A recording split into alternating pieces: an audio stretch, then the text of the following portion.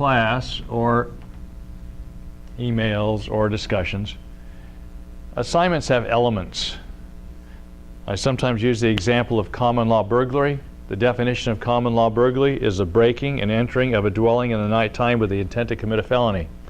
Breaking, entering of a dwelling in the nighttime with the intent to commit a felony.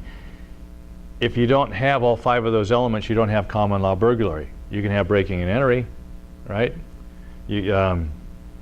You might have burglary, but you don't have common law burglary that has the penalties that are attached to that. If it's not a home, it's not common law burglary. Well, oftentimes with assignments, when you look at them, they will ask how the history, how this came to be, right? So if you have one of your elements is to provide a brief history or background of the situation, and one of the elements is forward-looking, what can be done about it, right? Well, if they're asking you for the history, that's a gimme for introduction. They just gave you, the assignment gives you what's expected in the introduction. How did we get here? If the assignment asks you forward-looking, what needs to be done next, that's a gimme for the conclusion. Okay? The other is 2 elements might look a whole lot the same. They both might have to do with economics. They both might have to do with psychological factors. Combine them. Combine them. You don't want overlap.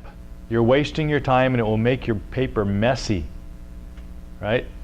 You don't want these to overlap. If it should be there, put it in one place. So there's nothing wrong if you have 5 elements and one of them can be used. You can handle that element of the assignment in the introduction, do it in the introduction. If you can handle another one in the conclusion, handle it in the conclusion. If other elements are so closely related that you can combine them and discuss them at one time, do it. The reason why you're writing something is to communicate, to get your idea across, to convey your thoughts. Okay?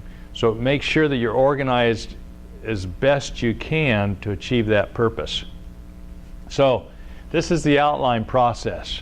This is what I like to use as the outline process. This is the outline process that I was taught in law school.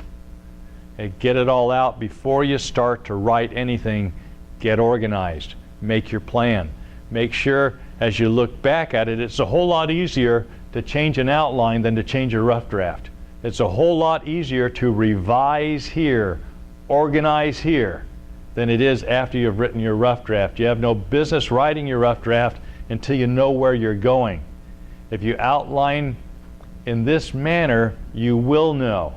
You'll save yourself a lot of time. You'll get to the point where you'll see an assignment, the assignment instructions, and you'll tell yourself, well, okay, that's a 6-paragraph paper. Okay, that's an 8-paragraph. I'm going to take that out 2 levels. I can do that.